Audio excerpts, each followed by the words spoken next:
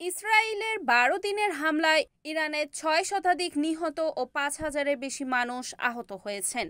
মঙ্গলবার ২৪ জুন দুই দেশের মধ্যে যুদ্ধবিরতি কার্যকরের পরে ইরানের স্বাস্থ্যমন্ত্রীর বরাত দিয়ে দেশটির সংবাদ মাধ্যমে এ তথ্য জানানো হয়। এদিকে ইসরায়েলের প্রধানমন্ত্রী বেনিয়ামিন নেতানিয়াহুর গ্রেফতারের দাবি জানান বলিউড অভিনেত্রী স্বরা ভাস্কর। কিছুদিন আগে ফিলিস্তিনি সমর্থনে মুম্বাইয়ের আজাদ ময়দানে আয়োজিত এক সভার প্রচার করে ভারতীয়দের আক্রমণের মুখে পড়েছিলেন বলিউড অভিনেত্রী স্বরা ভাস্কর। তবুও গাজাবাসীর জন্য আওয়াজ তুলতে পিছুপা হননি তিনি। একের পর এক পোস্ট দিয়ে ইসরায়েলের কড়া সমালোচনা করেছেন অভিনেত্রী।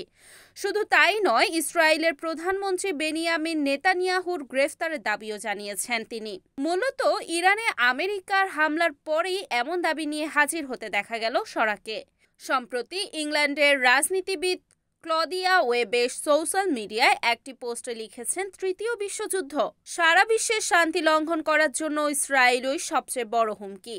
অবিলম্বে নেতানিয়াহুকে গ্রেফতার করা হোক। এই পোস্ট সমর্থন জানিয়ে নিজের সোশ্যাল মিডিয়া অ্যাকাউন্টে শেয়ার করেন স্বরা। শুধু তাই নয়, গাজার সমর্থনে ইসরায়েলের বিপক্ষে একের পর এক পোস্ট দিয়ে যাচ্ছেন অভিনেত্রী।